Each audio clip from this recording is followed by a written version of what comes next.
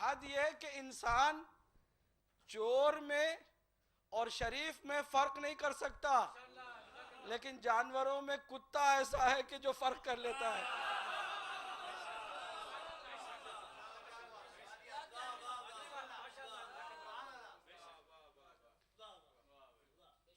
تو پھر کس میں ہم ان سے اوپر ہیں؟ کون سا ایسا کام ہے روز مرہ کا ہمارے کہ جس کے بلبوتے پر ہم کہیں کہ جناب ہم جانوروں سے بہتر ہیں؟ ایک ہی کام ہے اور صرف ایک کام ہے، اور وہ کام یہ ہے کہ ہم اختیار کے ساتھ اللہ کی عبادت بھی کرتے ہیں، رسول کا ذکر بھی کرتے ہیں، اور آل رسول کا تذکرہ بھی کرتے ہیں۔ حالانکہ جانور بھی کرتے ہیں، فرق جانور میں انسان میں یہاں یہ ہے کہ جانور کرنے پر مجبور ہیں، ہم اختیار کے ساتھ محفل میں آتے ہیں۔ صلوات پڑھیے محمد و آل محمد پر۔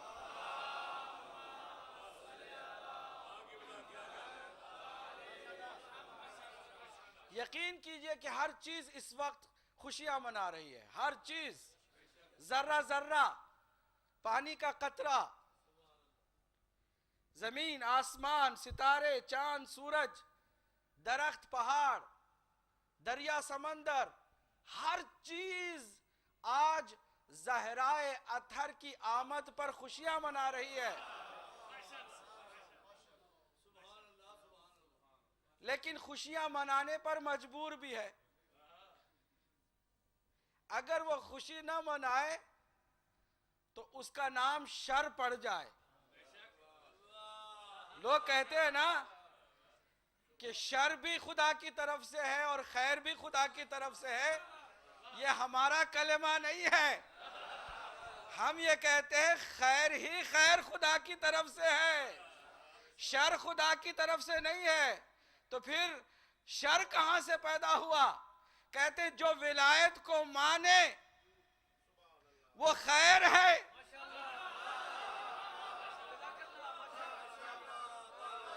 پانی مانگے پانی خیر، ہوا مانے تو ہوا خیر، سورج مانے تو سورج خیر، زمین مانے تو زمین خیر۔ زرخیز زمین وہی ہے کہ جو ولایت علی کا کلمہ پڑھتی ہے۔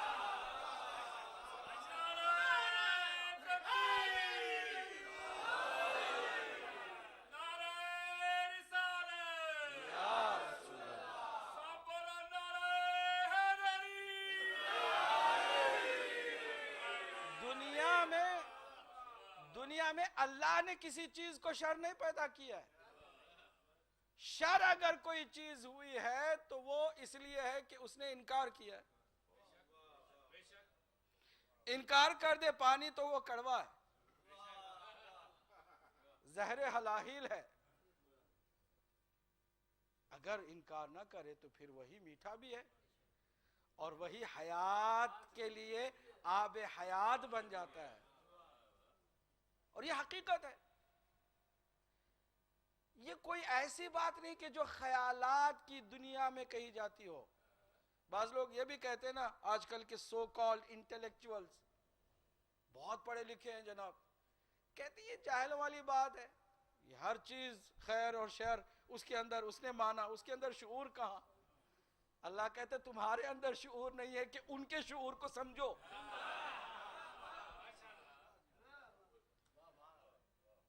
ان کے شعور کو سمجھنے کے لیے بھی شعور چاہیے، لیکن ہے ہر چیز میں اللہ نے اتنا شعور تو رکھا ہے کہ وہ جانے کہ کس کے صدقے میں میں پیدا ہوئی۔ کیاچ نہیں کر رہے ہیں آپ؟ وہ جانے کہ کس کے صدقے میں مجھے یہ وجود ملا، اتنا شعور ہے، اور یہی شعور کافی ہے ماننے میں یا انکار کرنے میں۔ چنانچہ جتنی چیزوں نے انکار کیا ہے وہ چیزیں شر ہیں، اس میں اللہ کا کوئی قصور نہیں ہے کہ کوئی کہے شر بھی اللہ کی طرف سے ہے، خیر بھی اللہ کی طرف سے، نہیں، ہم کہتے ہیں اللہ کی طرف سے خیر ہی خیر ہے، شر اس کی طرف سے ہے کہ جو ولایت کا انکار کرتا ہے۔ خلاصہ کلام یہی ہے تو آج ہم میلاد کا جشن منانے کے لیے آئے ہیں تو اختیار کے ساتھ آئے نا، اختیار کے ساتھ آئیں گے، محبت کے ساتھ آئیں گے، پیار کے ساتھ آئیں گے، تو پھر ہم جانوروں سے تھوڑا سا اوپر ہوں گے، کہ جانور تو مجبور ہیں، انہیں معلوم ہے کہ کن کے صدقے میں اللہ نے انہیں پیدا کیا، انسانوں کو نہیں معلوم۔ جن لوگوں کو معلوم اختیار کے ساتھ کبھی آتے ہیں کبھی نہیں آتے، اور کبھی مؤمن ہو جاتے ہیں اور کبھی مؤمن نہیں رہ پاتے۔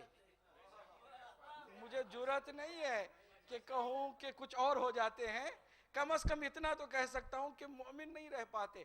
جب کبھی ہم دنیا اور ذکر اہل بیت میں دنیا کی طرف ترجیح دیتے ہیں تو پھر اس وقت مومن تو نہیں رہے نا، تکلف میں لوگ کہتے رہیں،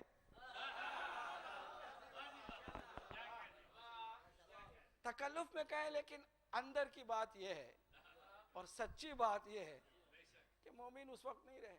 کبھی آیا خیال کہ ہاں بھائی محفل ہے اور ہمیں جانا ہے، اور ایسی محفل کہ فرشتوں کو چھٹی ملتی ہے اور ہم چھٹی نہیں لے سکتے ہیں۔ اب میری بات کو سمجھ رہے ہیں کہ میں کیا کہہ رہا ہوں؟ اللہ سب کو چھٹی دیتا ہے، قیام میں جو ہیں چھوڑ دیں قیام، رکوع میں جو ہیں چھوڑ دیں رکوع، سجدے میں ہیں چھوڑ دیں سجدہ، کیا کریں؟ جائیں زمین پر، کس کا ذکر ہو رہا ہے؟ میرے محمد کا اور میرے محمد کی آل کا ذکر۔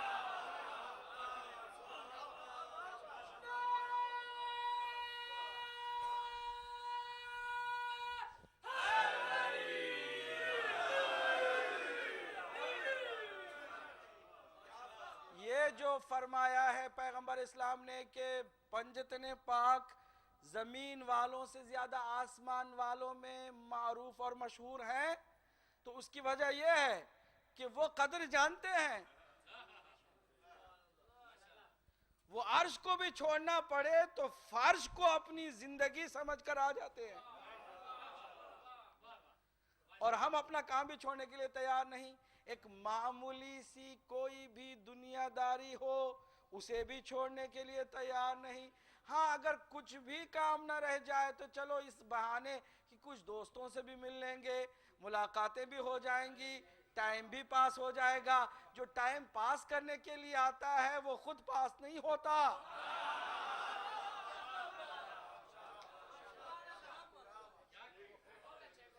بلکہ جو کچھ یہاں سے اس محفل سے لے کر جانے کے لیے آتا ہے اسے بہت کچھ ملتا ہے، اور یہ حقیقت ہے۔